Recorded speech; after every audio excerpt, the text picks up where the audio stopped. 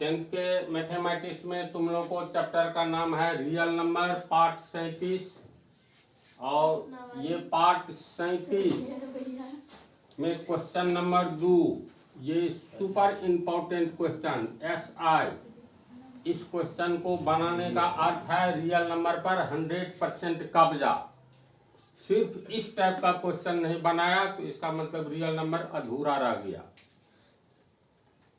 तो रूट के भीतर 2 को हटा करके, जैसे अगर ये सीख जाओगे, बहुत स्ट्रांग कंसंट्रेशन चाहिए, ध्यान केंद्रित इस ढंग से करके समझना है ताकि प्रॉब्लम आगे वाला हिसाब में नहीं हो। तो आगे वाला हिसाब का अर्थ हुआ है रूट के भीतर कोई भी अभाज्य संख्या दे दो तो वह अपरिमेय संख्या ही होगा। जैसे अभाज्य संख्या तेज गति में तो अब तू लोग लिख सकते हो 2, 3, 5, 7, 11, 13, 17, 23, 19 ऐसे करके। तो कोई भी अभाज्य संख्या देते हैं, कहेंगे 5 अभाज्य संख्या है। तो रूट के भीतर कोई भी अभाज्य संख्या दोगे तो इसका आंसर वह निश्चित रूप से अपरिमेय संख्या ही होगा। तब ये सब तो अभाज्य संख्या है। मान लो रूट 6, ये भी तुमको क्या है, ये भी अपरिमेय संख्या है। तो कैसे? तो देखो रूट 6 को ऐसे हम लोग लिख सकते हैं 2 गुने 3 बराबर, अब रूट को अलग करो तो रूट 2 गुने, ये भी अभाज्य संख्या, ये भी अभाज्य संख्या, ये भी अभाज्य संख्या। तो जब ये होगा अपरिमेय संख्या, ये होगा अपरिमेय संख्या, तो दोनों को गुना करेंगे तो रूट 6 होगा ना। तो ये भी अपरिमेय संख्या होगा। फिर तो लोग कुछ छोटी छोटी बातों को समझो जो कि वास्तव में बातें छोटी नहीं है, बहुत बड़ी है। जैसे बड़ी इसलिए तुम लोगों को हम पहली पंक्ति बोले रूट के भीतर कोई भी संख्या दोगे, कोई भी अभाज्य संख्या दोगे तो वह अपरिमेय संख्या ही होगा। तो अभाज्य संख्या जैसे 41 दिए, अभाज्य संख्या है, ये अपरिमेय संख्या होगा। मान लो 25 दे दिए तो 25 तो अभाज्य संख्या नहीं है, एक और स्वयं से कटने के बाद 5 से कटता है, तो इसका तो पूरा पूरी हो जाएगा 5।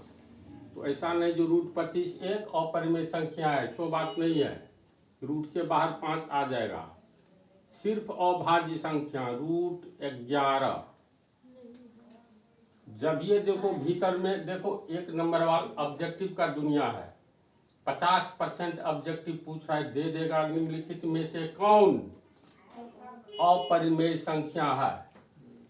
4 विकल्प देगा, उसमें से एक रहेगा, कभी कभी देगा उल्टा, निम्नलिखित में से कौन अपरिमेय संख्या नहीं है।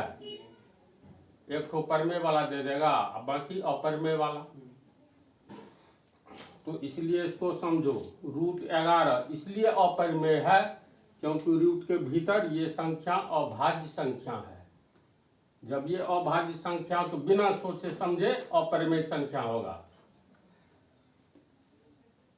अगर मान लो 8 दे दिया तब नहीं है अपरिमेय संख्या है कि नहीं है, कैसे पता लगाना है? तो इसको टुकड़ा टुकड़ा कर दो, यानी अभाज्य संख्या में बदल दो, अभाज्य गुणनखंड में। रूट 8 को हम लोग 2 दूनी 4 दूनी 8 लिख सकते हैं ना। एक तो 2 निकल गया, गुना रूट 2। अब देखो तो ये तो अपरिमेय संख्या नहीं है, लेकिन ये अपरिमेय संख्या है। तो किसी परिमेय संख्या को अपरिमेय संख्या से गुना करने पर कौन सी संख्या प्राप्त होगा, ये सब क्वेश्चन का डिस्कशन बहुत पहले किए थे। फिलहाल इस पर थोड़ा ब्रेन लगाओ। 2 गुने रूट 2, रूट 8 को तोड़ करके हुआ ना, तो ये कौन सी संख्या होगी फाइनली, मतलब अंतिम में। जैसे अब ये कहे √25 रूट तोड़ करके देखते हैं जो क्या प्राप्त होता है, तब निर्णय करेंगे अपरमेय और परमेय के बारे में। तो ये क्लियर है, √5 × 5 यानी ये 5 होगा। तो ये अपरमेय संख्या नहीं है, क्योंकि अपरमेय संख्या को हम लोग अंश बटा हर के रूप में लिख ही नहीं सकते हैं। ये सब बहुत डिटेल में पीछे वाला कई पाठ पहले पढ़ाए हैं। परमेय संख्या को अंश बटा हर में लिख सकते हैं, हर का मान शून्य नहीं होना चाहिए, है ना। पिछली बातें याद। अपरमेय संख्या को अंश बटा हर के रूप में हम लोग नहीं लिख सकते हैं। इसका कारण क्या है बोलो तो? इसमें न तो अंश प्राप्त होता है अपरिमेय में, न हर प्राप्त होता है। क्यों नहीं प्राप्त होता है?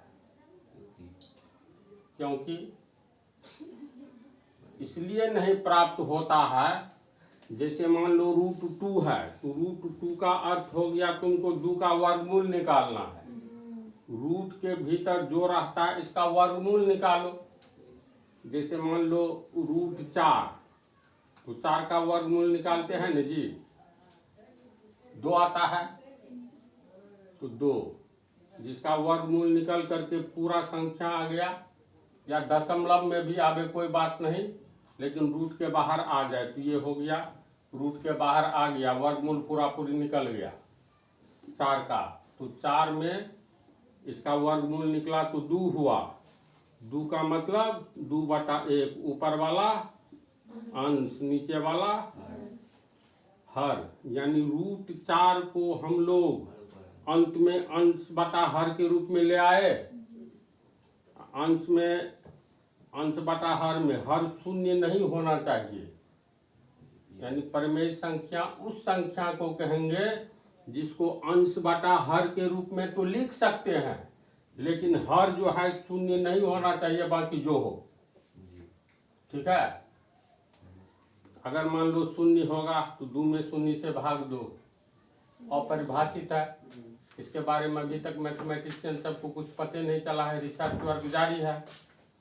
अपरमेय में क्या होता है, अब जैसे 2 का वर्गमूल हम लोग निकालने लगे,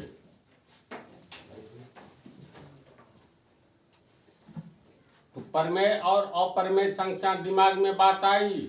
अगर 2 का वर्गमूल हम लोग निकालेंगे तो इसका रिजल्ट क्या आएगा, 1 मालूम है ना, 1.414, यानी होते होते होते तो ऐसा होगा जो किसी दशमलव के बाद 1 या 1 से अधिक अंकों का रिपीटेशन नहीं होगा। और जब 1 या 1 से अधिक अंकों का रिपीटेशन नहीं होगा तो इसका अर्थ हुआ ये कहीं न कहीं समाप्त होना चाहिए ना, ताकि अंत में कट जाए। ये कटेगा नहीं, शेष में आता रहेगा, भाग देते जाओ। तो दुनिया के सबसे बेहतरीन कंप्यूटर नैनो कंप्यूटर से जब इसका हिसाब निकाला गया तो दशमलव के आगे 1 अरब अंक तक रिजल्ट आ गया, लेकिन लास्ट में 0 नहीं आया और नहीं कटा। तो कंप्यूटर की भी क्षमता जवाब दे गई। इसका मतलब है इस तरह जैसे अंत में रुक जाए तब ना हम लोग अंश बटा हर में तोड़ेंगे। अब जैसे देखो 5 में 8 से भाग देंगे, समझा? तो दशमलव के बाद क्या आता है, तो नहीं भाग लगा, दशमलव 0, 8 × 6 = 48, शेष कितना बचा, फिर 0, 8 दूनी 16, 4, 8 पंचे 40, यानी गाड़ी रुक गई, शेष खत्म, 0 कट गया। तो दशमलव के बाद अंकों का आना रुक गया ना जी। पिछली बातें का थोड़ा रिवीजन जरूरी है, नहीं तो फिर प्रॉब्लम होगा। तो रिवीजन स्वयं करना चाहिए था, हमको करवाना पड़ रहा है, तो कोई बात नहीं। तो दशमलव के बाद अंकों का आना देखो यहाँ रुक गया। एक भाग देखो, 1 में 3 से भाग दो, पता चल गया ना क्या होने जा रहा है? 0.339 1 3 यानी एक का आना जारी रहेगा। कब तक? अनंत काल तक, अंत ही नहीं होगा। एक कहावत है ना, जब तक सूरज चांद रहेगा तेरा मेरा नाम रहेगा। कुछ भी सेट कर दो। तो जब तक सूरज चांद रहेगा उसका भी लाइफ लिमिट है, सूरज की भी मृत्यु होगी। हमारी पृथ्वी ब्लैक होल, ये सूरज इसको अट्रैक्ट करके अपने में समा लेगा। 1 अरब वर्ष पृथ्वी की आयु बीत चुकी है। 3 अरब वर्ष के बाद इस पृथ्वी को सूरज खींच लेगा अपनी ओर और उसमें समा जाएगी। तो पृथ्वी की आयु फिक्स है, सूरज की आयु, सब कुछ की आयु फिक्स है। तो जब तक सूरज चांद रहेगा तब तक भी भाग लगता ही रहेगा, इसके बाद भी भाग लगता रहेगा। यानी दशमलव के आगे 3 का आना जारी रहेगा, है ना। तो इसमें 3 रिपीट हो रहा है बार बार। बात को समझ रहा है? कुछ ऐसी भी संख्या है, जैसे मान लो 3 का रिपीटेशन हो रहा है तो बार बार रिपीट हो रहा है, तो इसको हम लोग 0.3 ऊपर में रेफरिंग दे देंगे।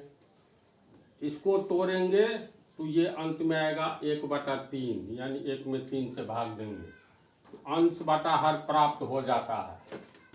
तो जिस मतलब परमेय संख्या में क्या होता है, परमेय संख्या को हम लोग अंश बटा हर के रूप में लिख सकते हैं। सिर्फ हर जो है ये कभी शून्य नहीं होना चाहिए। जब ये शून्य होगा तो भागे नहीं लगेगा, अपरिभाषित। तो ऐसी संख्या को परमेय संख्या कहेंगे। क्योंकि क्वेश्चन है, सिद्ध कीजिए कि √2 एक अपरमेय संख्या है। तो अपरमेय संख्या का एक झलक समझ लो, आखिर ये चीज क्या है, तब न √2 क्यों नहीं है। तो वर्गमूल जो हम लोग निकालते हैं, गिनती की संख्या तो अनंत है ना, तो एक ओर से जब हम लोग वर्गमूल निकालेंगे, 1 √1 का मतलब 1 का वर्गमूल 1, 2 का वर्गमूल पूरा पूरी नहीं निकलेगा, दशमलव में आएगा, फिर इसका पूरा पूरी निकल जाता है। 4 का होगा 2, 1 का 1, फिर इसका निकलता है 3। इसी तरह 16 है आगे में, तो 16 का 4, 25 का 5, ऐसे होते जाता है। तो √1 का अर्थ हुआ, 1 का जब हम लोग वर्गमूल निकालेंगे तो रिजल्ट आंसर में 1 आता है, कट-कुट करके। अगर यहाँ पर हम 2 देते हैं, अब 2 का वर्गमूल निकाला जाता है तो पाया जाता है मतलब 1.414 अलग अलग टाइप की संख्या प्राप्त होगी। अभी ये अंकों का रिपीटेशन नहीं होगा। रिपीटेशन का मतलब 1 या 1 से अधिक अंक बार बार नहीं आएगा। जब ऐसी स्थिति होगी, अंक का रिपीटेशन अगर होने लगे, जैसे मान लो किसी का हम लोग वर्गमूल निकाले, वर्गमूल में क्या प्राप्त हुआ, 2.353535 ऐसे करके, यानी 3, 5 का रिपीटेशन होने लगा, ये अनंत काल तक आएगा। लेकिन 2 अंकों के समूह का रिपीटेशन हो रहा है, ऐसा भी होगा। अभी जो भागा दिए थे इसमें कितना आया, 0.33333, ये आ ही रहा है। इसमें 1 अंक का रिपीटेशन हो रहा है, इसमें 2 अंक का। कल्पना करो कोई ऐसा किसी संख्या का वर्गमूल निकाले और रिजल्ट आया मान लो 637 637 637, तो देखो 3 अंक का रिपीटेशन हो रहा है। समझ गया? तो यहाँ हम लोग रेफरिंग दे देंगे, तो ये हुआ 0.637। इसको जो तोड़ेंगे तो ये अंश बटा हर के रूप में आ जाता है। ध्यान से देखते जाओ, ये जब ये अंश बटा हर के रूप में आता है नीचे में शून्य नहीं आएगा, तो जो अंश बटा हर के रूप में आ जाता है, यानी ऐसी संख्या जिस संख्या को हम लोग अंश बटा हर के रूप में लिख सकते हैं, हर का मान शून्य नहीं हो, तो ऐसी संख्या को हम लोग परमेय संख्या कहेंगे। ठीक है, तू समझ रहे हैं ना। अपरमेय में क्या होता है, अब जैसे तू 2 का, 3 का, 5 का, 7 का, 11 का, इस अभाज्य संख्या सबका वर्गमूल निकालोगे ना, तो दशमलव के बाद जैसे मान लो कोई भी संख्या लेंगे, 3 है, 1.732, जो भी आता है अंक का रिपीटेशन नहीं होता है। एक उदाहरण में देखो तो,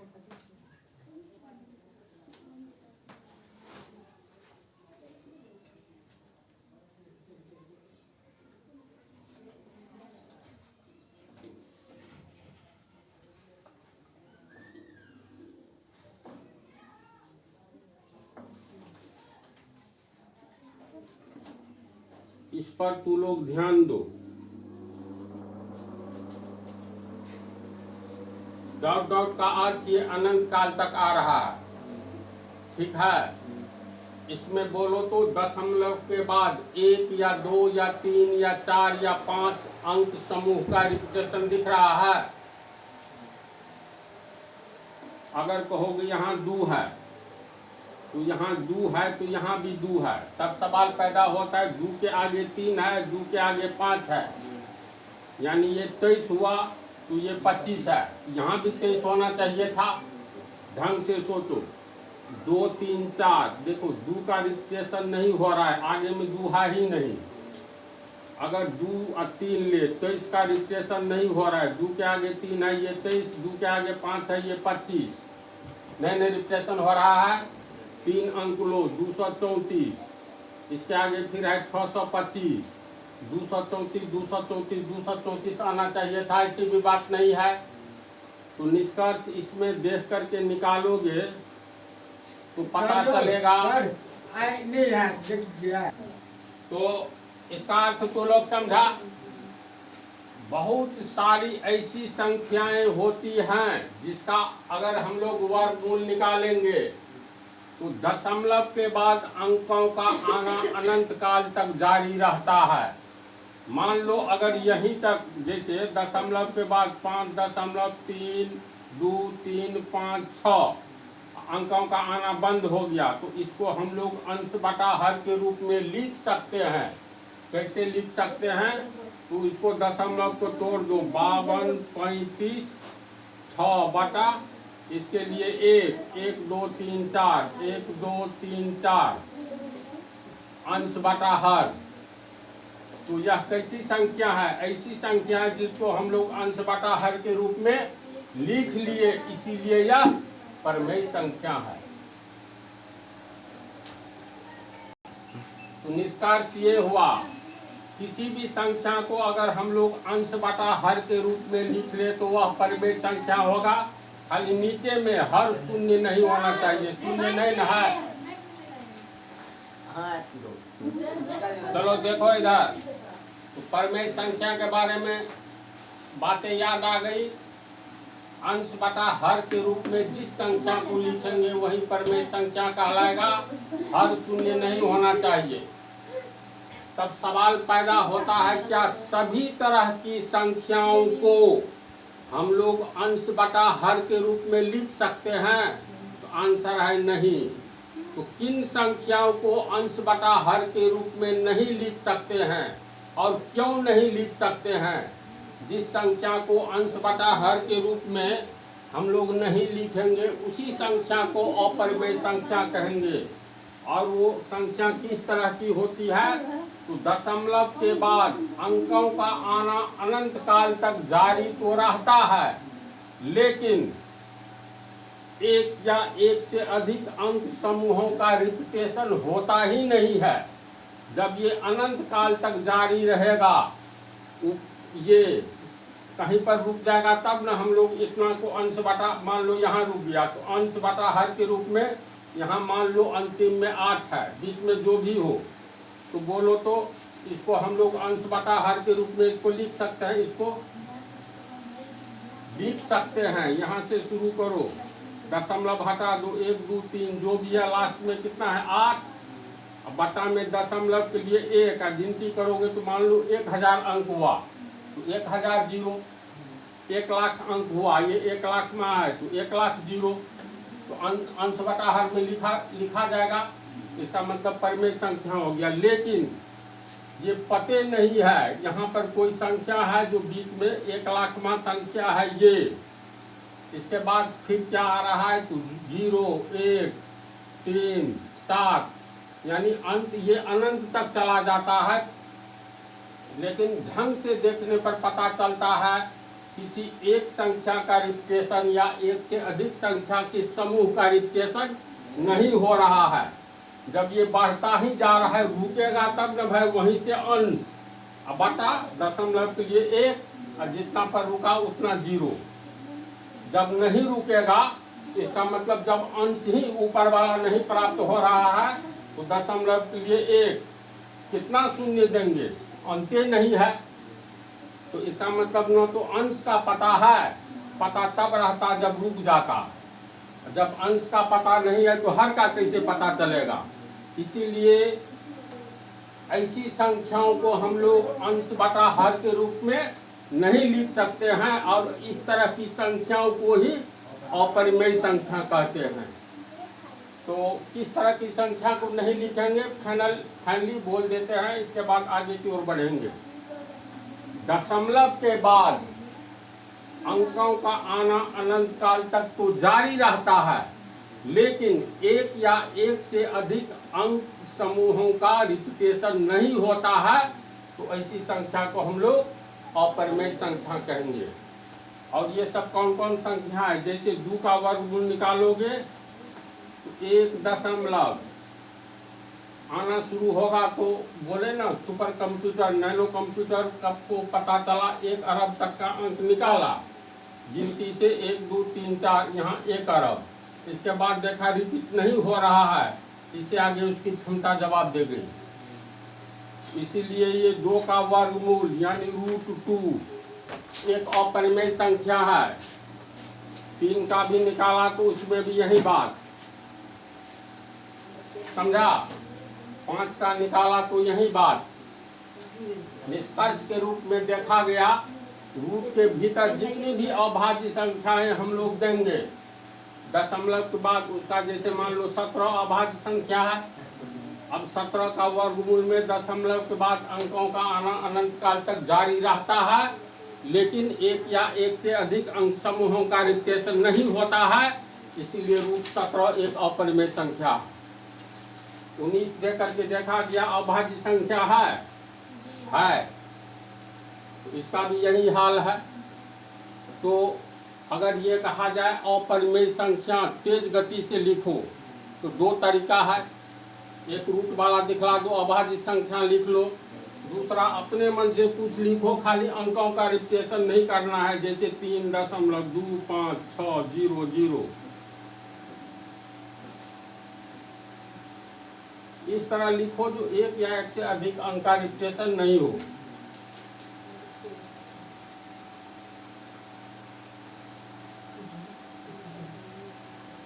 इतना ही में मिलाओ, तो दशमलव के आगे तुम लोग मिलाओगे तो इतना ही में पता चलेगा जो रिपीटे नहीं हुआ है।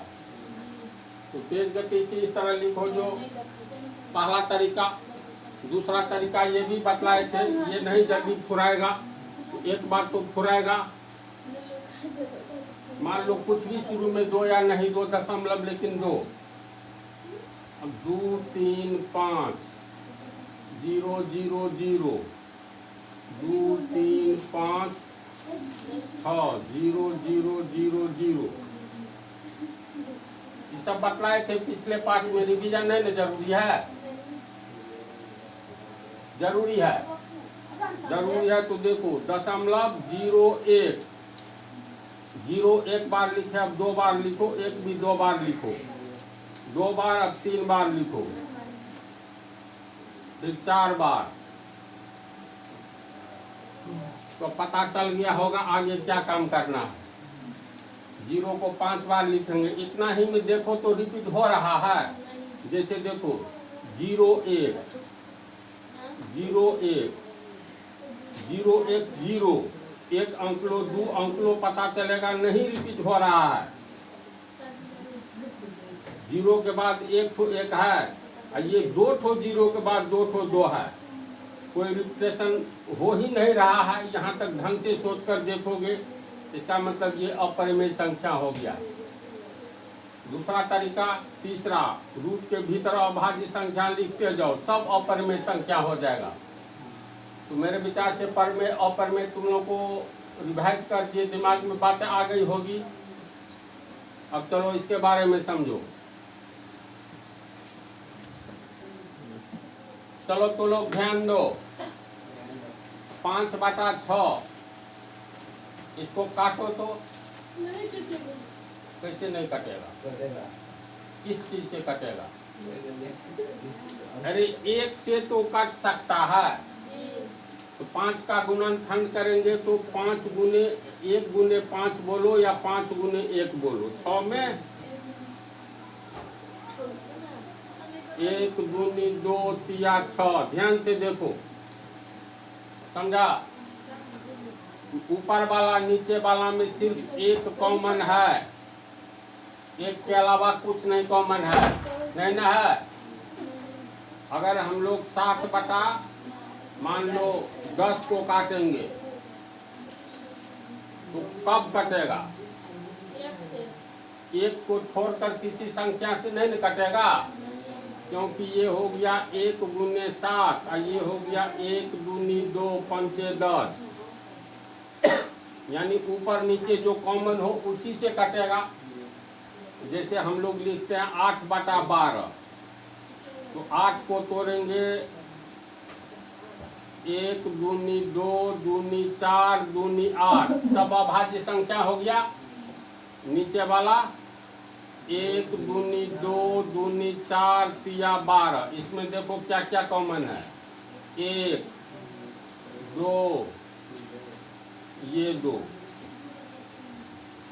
है ना, तो गुना करो 1 दूनी 2 दूनी 4, तो हम लोग लिखेंगे 4 गुने 2, 1 दूनी 2 दूनी 4, तो 4 गुने 3। तो कह सकते हैं 8/12 में ऊपर नीचे 4 कॉमन है।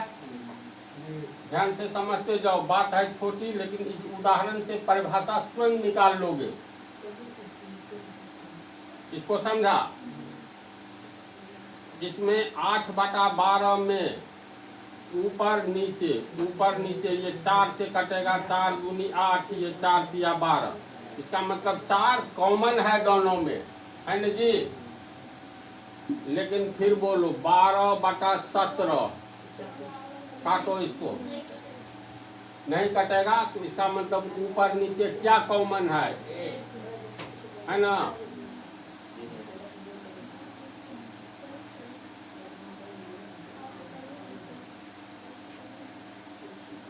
नहीं होगा, 17 नहीं टूटेगा। ऊपर नीचे 1 कॉमन है, 1 के अलावा कुछ नहीं कॉमन है। इसमें भी देखो, अंश में और हर में सिर्फ 1 कॉमन है, 1 को छोड़कर कुछ नहीं कॉमन है। इस उदाहरण को देखो, अंश और हर में 1 कॉमन है, 1 को छोड़कर कुछ नहीं कॉमन है। अब सुनो, को प्राइम नंबर यानी सह अभाज्य संख्या की परिभाषा। उस संख्या को या उस भिन्न को हम लोग सह अभाज्य संख्या कहते हैं, जिसके अंश एवं हर में 1 कॉमन हो, 1 को छोड़कर कोई दूसरा अंक कॉमन नहीं हो, दूसरा अंक या दूसरी संख्या। तो ऐसी संख्या को क्या कहेंगे? सह अभाज्य संख्या, को प्राइम नंबर। समझ गया अच्छी तरह? दूसरे ढंग से भी बोल सकते हैं, अगर किसी संख्या के अंश एवं हर के अभाज्य गुणनखंड में सिर्फ 1 कॉमन हो और कोई दूसरी संख्या कॉमन नहीं हो, तो ऐसी संख्या को हम लोग सह अभाज्य संख्या या को प्राइम नंबर कहते हैं। इसकी आवश्यकता इसमें तुरंत है, और पर में बताए इसकी भी तुरंत है, तो इसकी परिभाषा तुम लोग लिखो। तुम लोग इसको लिख लो परिभाषा। इसके बाद ये क्वेश्चन जो है ना पार्ट 38 में चला गया, क्वेश्चन नंबर 2।